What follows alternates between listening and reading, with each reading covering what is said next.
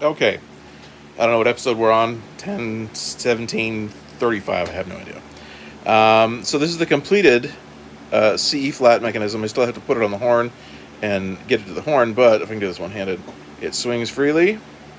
Whee! And it took a good bit of tapping to get it to the point where I can get it apart. And I had that on the last episode. And this one, I got it apart, and I straightened this by putting a bent drill rod in my bench motor. That kind of looks like this. And when you spin it, it warbles, right? So you get that straight. It was quite dented, and what that does is that when you do that, it has a tendency to elongate this tube a little bit. So I had to take a little bit of metal off of this end of that to get that to fit.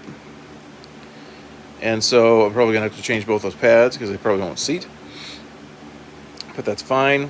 And I had to tweak this. There's a bar, right? There's a key that's on the bar, and there's one in the middle.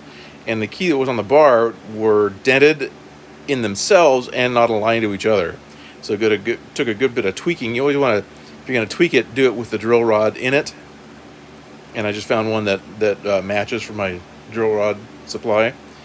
And then I put this part, the outer part, through the bent rod.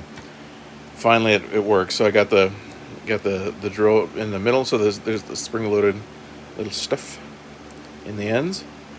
And now I'm ready to work on the rest of the horn. All right, thanks for watching. Comment and subscribe if you like. Yay! Thanks, bye.